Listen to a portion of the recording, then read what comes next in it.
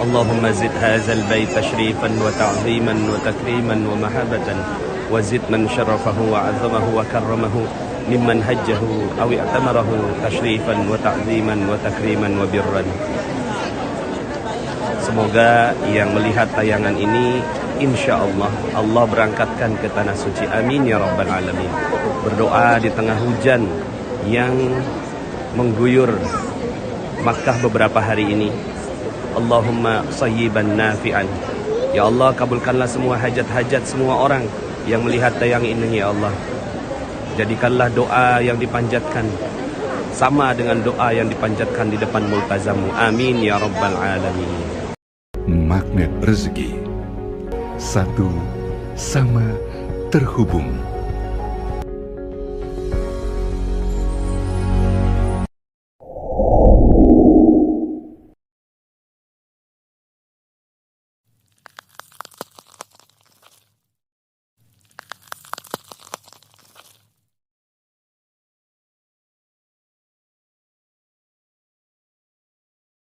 Bismillahirrahmanirrahim. Assalamualaikum warahmatullahi wabarakatuh.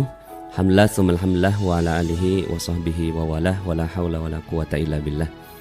Suatu hari saya bersama dengan teman-teman, waktu itu ber-12, datang ke seorang katakanlah guru spiritual.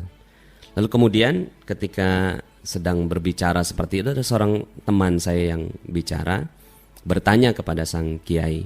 Pertanyaannya sederhana sekali. Kiai, kenapa sih hidup ini penuh krisis, banyak orang miskin, ngantri BBM gitu.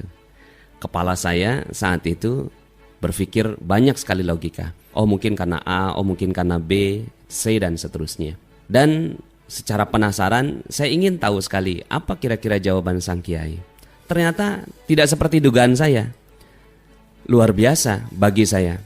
Karena dengan santainya sang kiai ini menjawab, sebenarnya tujuan kita diciptakan oleh Allah Subhanahu wa Ta'ala. Allah gak pengen buat kita miskin.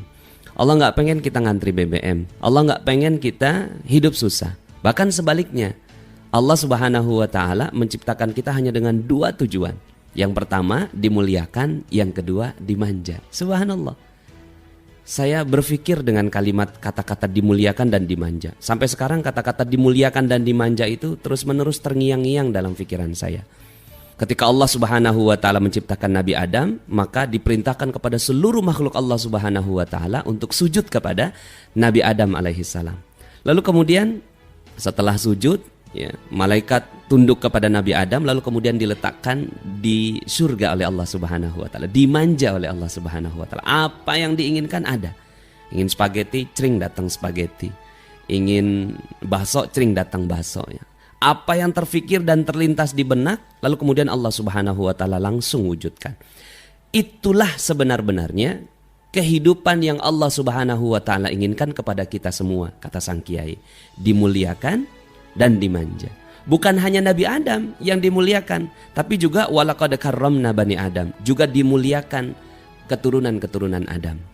Lalu kemudian apa kata sang guru ini, ya? Dia bilang karena satu dosa yang dilakukan oleh Nabi Adam, akhirnya hidupnya dipersulit oleh Allah Subhanahu wa Ta'ala. Jangan makan buah khuldi, ternyata malah dimakan buah khuldinya. Lalu kemudian akhirnya turun ke bumi, ya. Ketika ingin sesuatu, spaghetti, nggak datang-datang tuh spagettinya. Lalu kemudian dikatakan ini bumi, ini dunia, engkau harus berusaha, itu ada pohon, datang, panjat, petik, kupas, masak, baru makan. Lebih susah hidupnya. Ya. Yang tadinya tinggal pesan, lalu kemudian sekarang dia harus berusaha. Lalu apakah dosanya manusia berhenti? Tidak, dosa terus manusia. Tak berhenti manusia berbuat dosa. Akhirnya sekarang nggak boleh metik, nanam sekarang.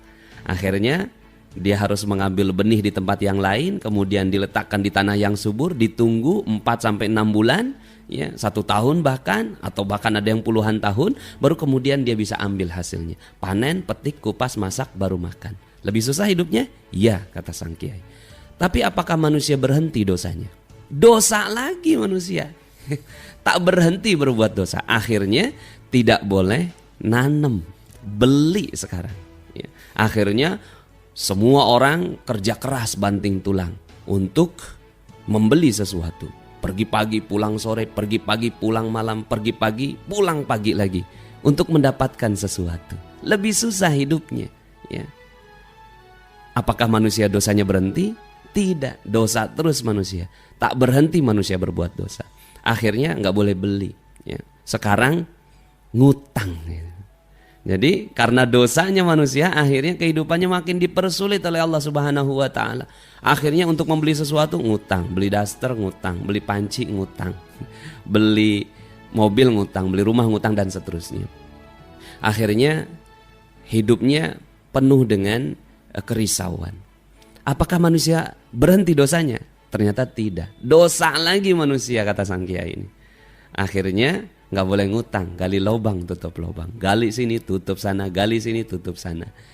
Dosanya berhenti? Tidak. Dosa terus manusia, tak berhenti berbuat dosa. Akhirnya nggak boleh gali lubang tutup lubang, gali sumur tutup lubang. Subhanallah. Bagi saya nasihat ini tidak pernah berhenti untuk saya pikirkan. Sangat indah, sangat dalam, maknanya luar biasa. Kata sang kiai seperti ini, kalau ingin hidup damai, tenang, tentram, dimanja oleh Allah Subhanahu wa Ta'ala, sederhana, jangan buat dosa. Ketika kita berhati-hati dari dosa, maka tunggu keajaiban akan datang padamu. Seperti engkau hidup di surga. Apa yang kau inginkan, cering, datang pada saat itu juga. Ketika kita berhati-hati dari dosa, maka Allah Subhanahu wa Ta'ala yang mengambil alih seluruh kehidupan kita. Dan kita hidupnya sudah seperti di surga. Bedanya di surga di dunia dan surga di akhirat hanya kematian saja. Makanya orang-orang yang beriman itu, kata sang guru ini, menunggu kematian.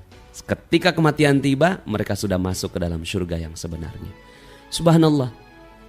Kalimat ini terus-menerus saya pikirkan dan terus-menerus menjadi renungan bagi saya terhadap apa-apa yang terjadi dalam kehidupan saya. Dan ternyata benar. Saya sampai pada kesimpulan bahwa apa-apa yang datang pada diri saya, dan saya yakin apa-apa yang datang pada diri Anda, jika Anda sudah masuk ke dalam zona Allah Subhanahu wa Ta'ala, maka seluruhnya adalah urusan Allah Subhanahu wa Ta'ala, karena kita telah berhati-hati dari dosa. Semakin kita berhati-hati dari dosa, semakin ada keajaiban yang muncul. Ada satu peristiwa, waktu itu saya di Malaysia begitu, menjadi katakanlah pendatang haram, ya, TKI ilegal pada saat itu di Malaysia. Istri dapat kuliah S2, saya jaga rumah lah begitu ya, untuk kehidupan beberapa lama. Lalu kemudian saat itu istri sedang hamil, lalu kemudian ngidamnya sayur, tiap hari beli sayur begitu. Saya membeli sayur cukup jauh, dan kemudian impian pengangguran sederhana, ya Allah enak banget nih kalau punya kulkas gitu. Jadi saya tidak perlu beli sayur tiap hari. Terus begitu, pikiran saya pengen kulkas begitu ya. Dan berkahnya pengangguran, ya dekat sama Allah gitu. Setiap azan datang ke masjid, ya mendoakan sekaligus juga ngadu, ya Allah nih kapan selesai penganggurannya. Kemudian pada saat itu, saat sholat zuhur, saya masuk ke dalam masjid, lalu kemudian berdoa seperti biasa. Doa saya, doa yang lazim, Rabbana atina fid dunya hasanah wa fil akhirati hasanah wa qina adzabannar. Tapi hati itu kulkas ya Allah, kulkas ya Allah, kulkas begitu. Lalu kemudian ketika keluar dari masjid, ternyata ada kulkas dibuang. Subhanallah, kaget betul saya. Dan saat itu, kejadian itu terjadi jauh sebelum nasihat sang kiai. Ketika sang kiai ini bercerita tentang berhati-hati terhadap dosa, ada keajaiban yang datang, baru kemudian saya review semua kehidupan saya. Oh ternyata ada satu episode tentang keajaiban Allah Subhanahu wa Ta'ala yang datang instan saat itu. Lalu kemudian saya datangi itu kulkas. Di Malaysia kalau mereka pengen ganti perabotan, tinggal letakkan di depan, baru kemudian silahkan dipungut oleh siapa saja yang masih menginginkan barang itu ya. Dan ketika itu ya cukup rebutan lah dengan teman-teman Bangladesh, India, dan teman-teman yang sesama Indonesia begitu ya. Jadi waktu itu kita disebutnya sebagai Perhimpunan Pemulung Indonesia, bukan Perhimpunan Pelajar Indonesia. Lalu kemudian ketika saya lihat kulkas itu saya buka, ternyata masih dingin. Subhanallah, berarti baru dibuang.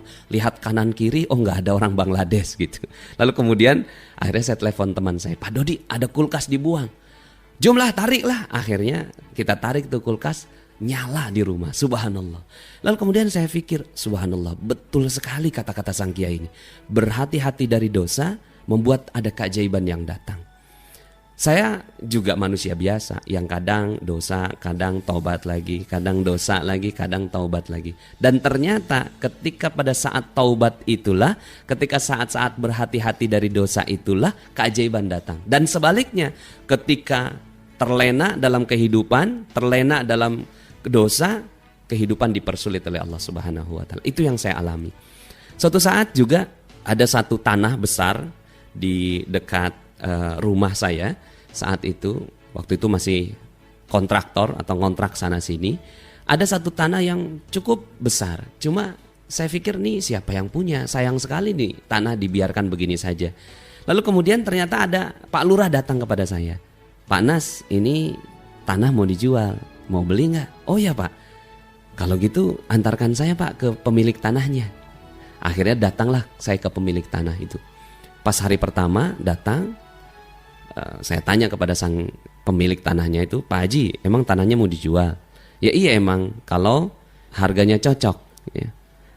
Terus kemudian dia bilang, cuma saya sekarang nggak tahu nih sertifikatnya di mana. Loh kok begitu Pak Haji? Iya, satu lemari sertifikat semua. Subhanallah. Saya diantarkan ke seorang tuan tanah ternyata. Akhirnya lu datang lagi dah minggu depan katanya. Akhirnya saya datang lagi minggu depannya. Ternyata di mejanya sudah disiapkan 18 sertifikat yang mau saya beli. Lalu kemudian dikatakan, nih 18 sertifikatnya udah ada, bawa dah. Bayarnya gimana Pak Haji? Waktu itu betul-betul lugu. Saya belum tahu tentang bagaimana jual beli tanah yang terbaik dan seterusnya. Waktu itu juga belum ada dana yang pas untuk membeli tanah itu. Bayarnya gimana Pak Haji? Emang lu punya duit, kata sang pemilik tanah ini. Enggak Pak Haji. Ya udah bawa sana. 1 sen pun tidak keluar saya untuk membawa itu sertifikat. 18 sertifikat saya bawa, saya gadang-gadang. Akhirnya saya tulis di atas kertas, nih saya bawa sertifikat ABCDE, saya tanda tangan di atas materai. Subhanallah. Akhirnya itu tanah menjadi perumahan Orchid Residence yang alhamdulillah saya juga tinggal di atas tempat itu. Subhanallah. Ada satu kisah lagi yang bagi saya unik luar biasa.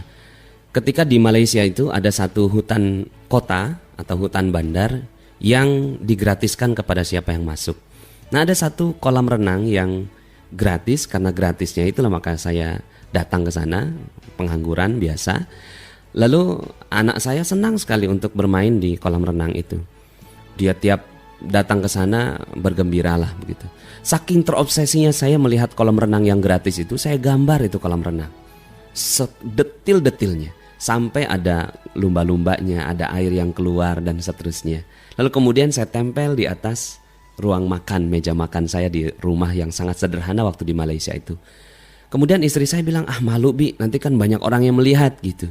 Cuma dalam hati saya memang nggak tahu kenapa saya pengen sekali. Itu terjadi ketika saya di Malaysia. Tapi ternyata subhanallah, sekian tahun kemudian di beberapa perumahan saya, alhamdulillah sekarang ini akan dibangun perumahan muslim yang ada kolam renang muslimnya. Nggak pernah terfikir saya dulu pada saat di Malaysia itu ingin sekali saya membuat kolam renang seperti itu. Tapi ternyata alhamdulillah di beberapa perumahan yang saya buat, insya Allah akan dibuat kolam renang muslim. Dan setelah itu saya berpikir apapun yang terjadi ternyata seluruhnya terjadi dengan rumus ini. Waktu itu ada juga, saya berpikir indah sekali kalau seandainya perumahan yang saya buat, Orchid Realty di Depok, diliput oleh televisi atau diliput oleh media. Hanya begitu yang saya pikirkan. Tapi ternyata subhanallah, setelah itu datang Metro TV ingin meliput kita. Subhanallah. Saya pikir kok bisa gitu Metro TV datang. Akhirnya diliput oleh Metro TV dan pada saat itu kita disebut sebagai Indonesia's First Islamic Property Developer atau developer syariah pertama di Indonesia. Kita tidak pernah menginginkan atau juga merancang diri kita sebagai developer syariah pada saat itu. Tapi ternyata disebutkan sebagai developer syariah pertama di Indonesia.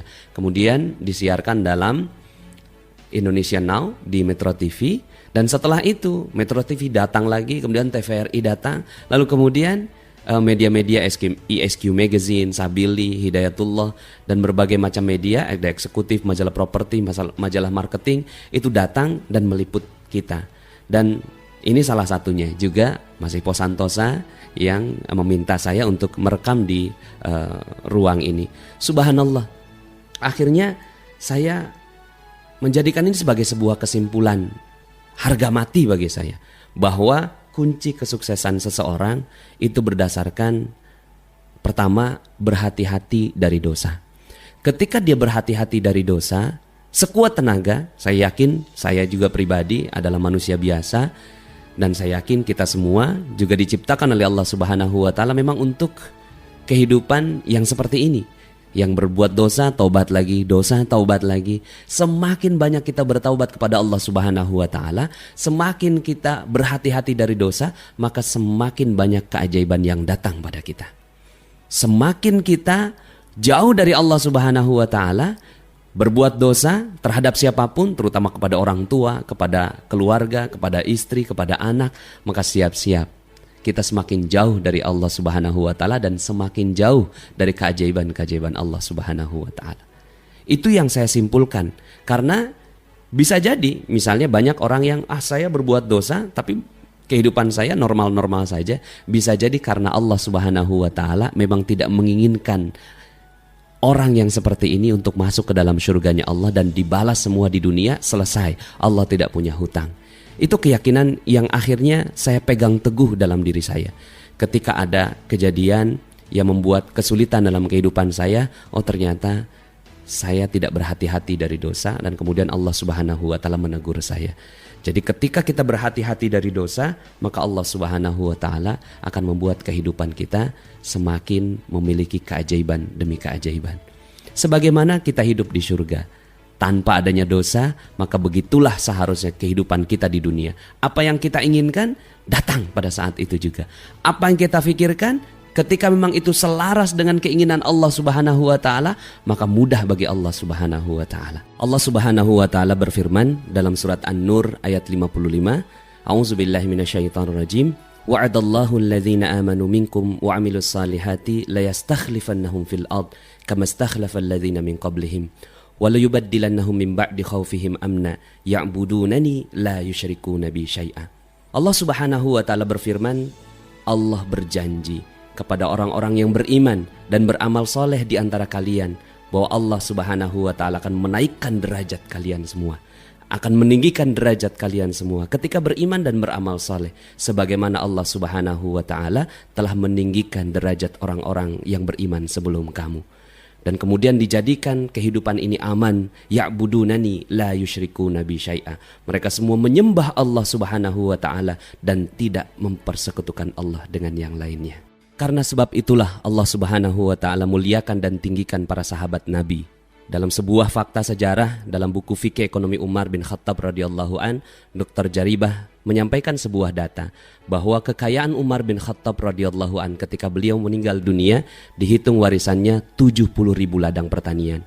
Jika dikalikan dengan harga pertanian pada saat itu 160 juta per ladang pertanian, maka kekayaannya Umar bin Khattab 11,2 triliun rupiah. Dan penghasilan per bulannya 233 miliar per bulan. Subhanallah, sebuah angka yang luar biasa. Tapi demikian kayanya Umar bin Khattab radhiyallahu an, 2 lauk sudah terlalu berlebihan untuk Umar.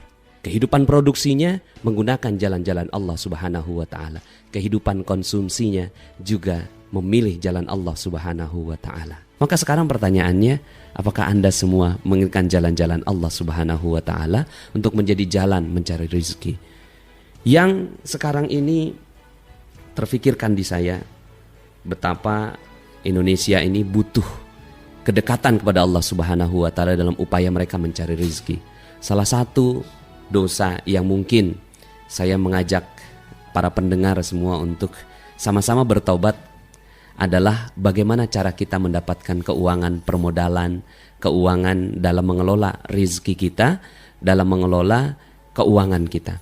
Apakah kita peroleh dengan cara ribawi atau dengan cara syariah? Yang saya yakini adalah ketika kita berhati-hati dari ribawi, ketika kita berhati-hati dari manipulasi, ketika kita berhati-hati dari hal-hal yang diharamkan oleh Allah Subhanahu wa taala dan memilih jalan syariah, maka insya Allah Allah Subhanahu wa taala buka seluruh pintu rizki pada kita. Mungkin jalannya panjang, mungkin jalannya masih jauh, tapi insya Allah sesuai dengan pengalaman yang saya rasakan dan saya yakin dalam buku yang insya Allah diterbitkan oleh Mas Ipoh ini juga, Allah Subhanahu wa taala akan berikan kebahagiaan terbaik bagi kita. Demikian mungkin yang bisa saya sampaikan dalam kesempatan kali ini. Kebenaran datang hanya dari Allah Subhanahu wa taala, dan sepatutnya lah kita mendatangi kebenaran itu ketika kebenaran itu datang, dan kesalahan hanya datang dari saya pribadi. Demikian, mohon maaf jika ada kesalahan. Billahi taufiq wal hidayah. Assalamualaikum warahmatullahi wabarakatuh.